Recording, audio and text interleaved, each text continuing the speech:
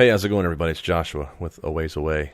A couple things I just wanted to jump on and kind of chit-chat about. Hope I'm not bothering you, and I hope I'm not taking up too much of your time. I'm a Cubs fan, okay? Cubbies, all the way, all right? I grew up in the Illinois area, so of course I love my Cubbies, and I was really wanting, obviously, Schwarber to win that home run derby last night. Man, that was fun. That was great to watch. Cool. Bryce Harper did. That's great. That's fine. And, oh, man, it didn't even take a day. People were like, oh, did he cheat?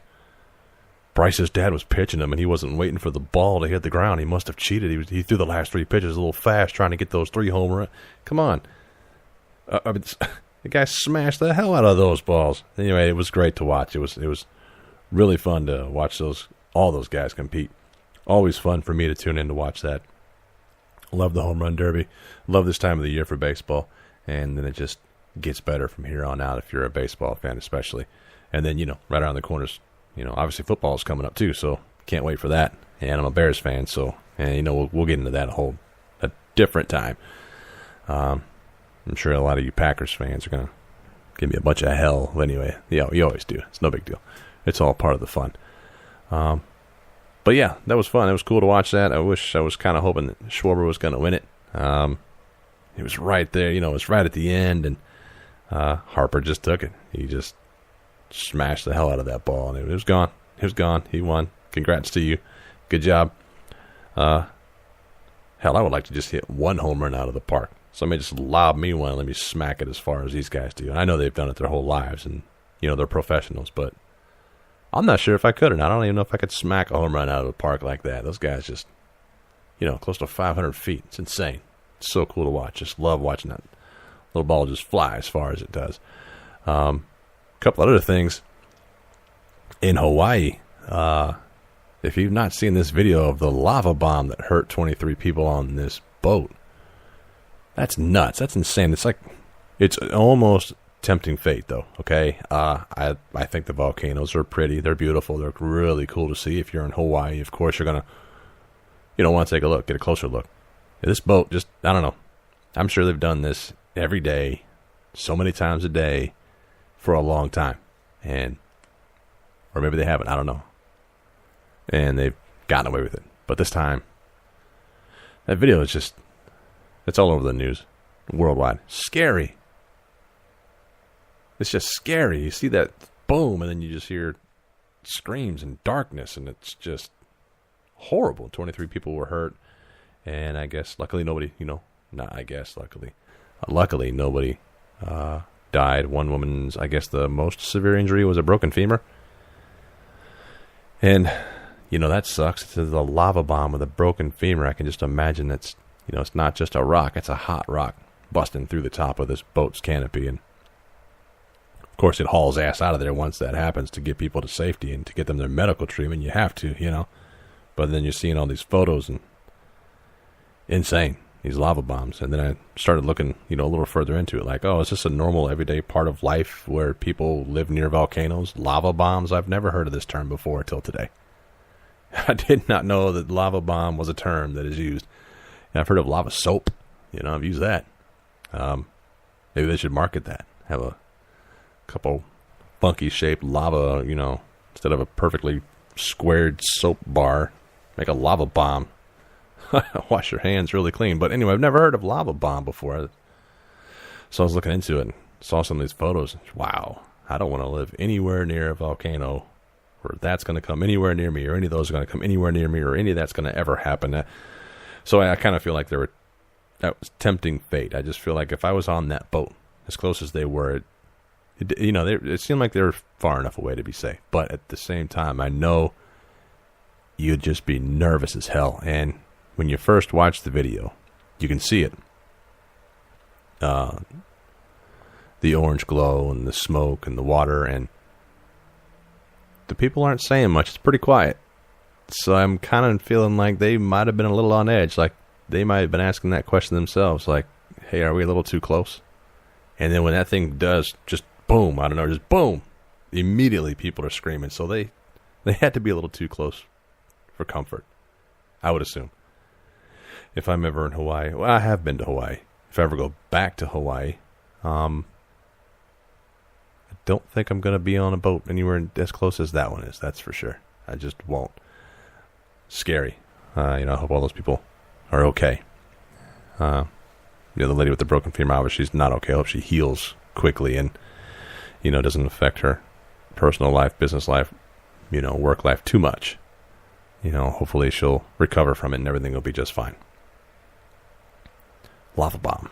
Wow. Check out the video. Lava bomb. It's crazy. If you're, let's see the next thing.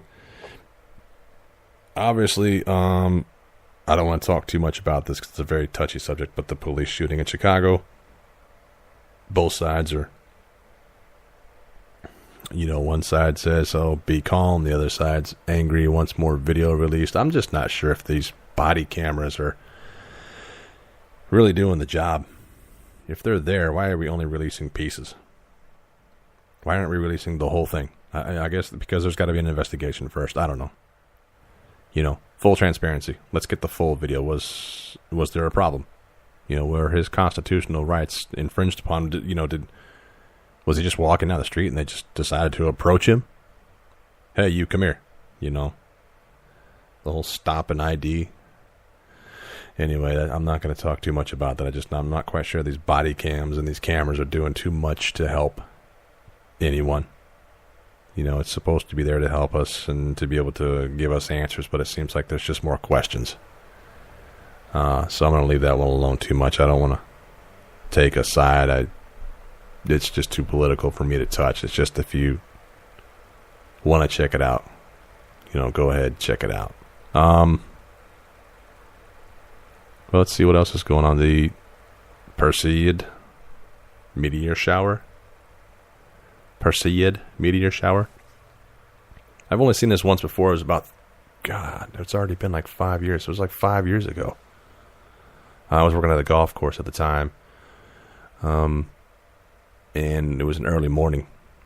You got to get there to mow everything before, the golfers come out. And I got there, earlier on purpose to be able to watch this. And wow, it was really cool.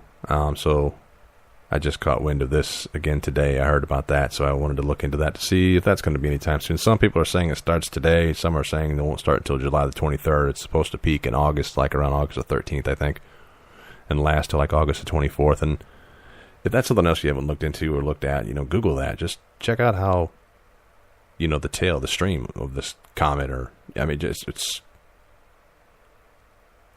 just the sky, the size of this thing, the tail, how long it has to be, how wide it has to be for our planet to be just floating through this dust and this debris and this stuff for over a month. That's, try to wrap your head around that. Figure that out. If you're a NASA scientist, I'm sure you already have. If you're not, if you're just a commoner like myself, I look at these photos and the designs and the graphs and the images and use the imagination and just kind of look at it in awe, like, wow, that's got to be thousands.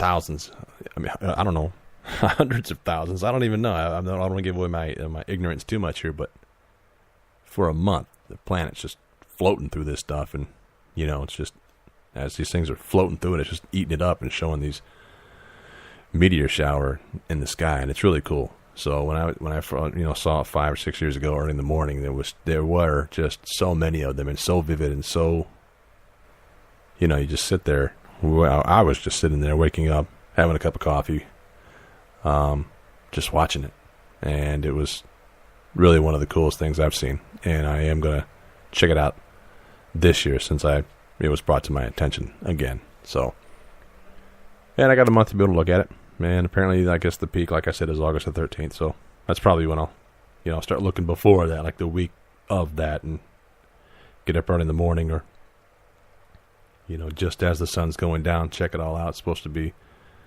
I guess, the best times. But it's really cool. If you haven't seen anything like that, if you've never done that before, I highly recommend it. Take a look at it. It's pretty cool.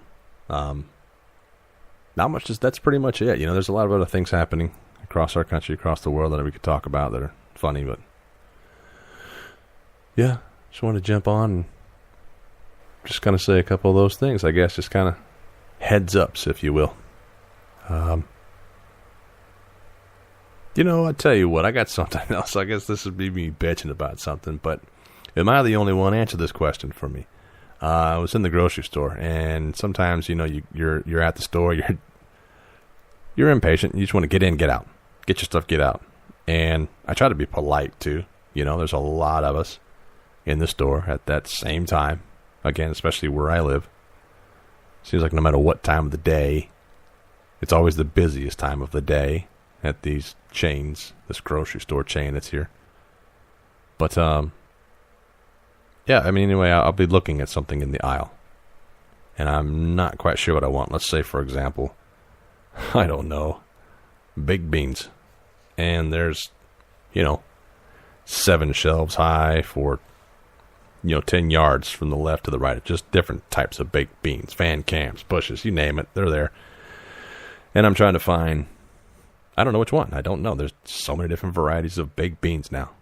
Do you want the hickory smoked whiskey infused, double chuck bacon? I don't know. There's just so many different kinds. And so I'm just trying to pick one out. Oh, that sounds good. I'll take that one. Not necessarily. I'm trying to pick something out, okay? Not those. I'm trying to pick something out to go along with my dinner. And here comes someone down the aisle. And you see him coming. You got plenty of time. You're still not quite looking for something, and you just kind of, let's say you step backwards to let them continue on down the aisle and pass you and go past you, in front of you, to wherever it is they're going.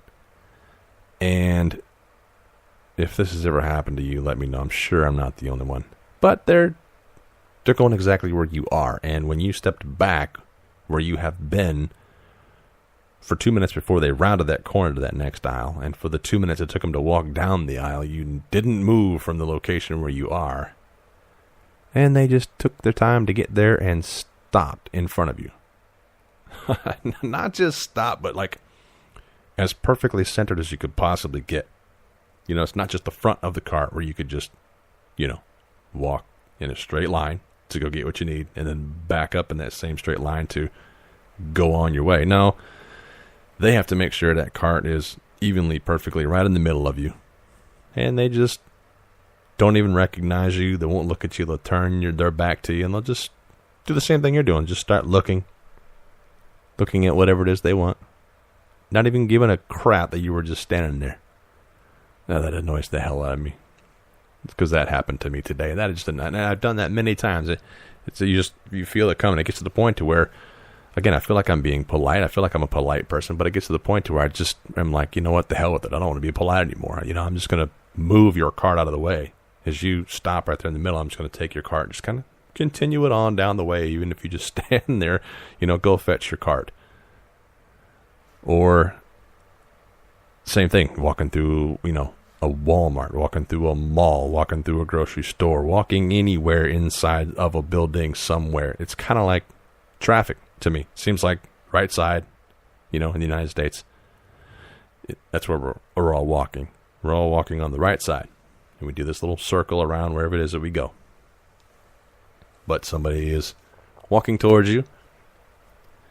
And, they have no intention of moving out of the way. They have no intention of being polite and, just, I don't know. It's almost like when you were in school. Like when I was younger in school, it was like, I'm not moving.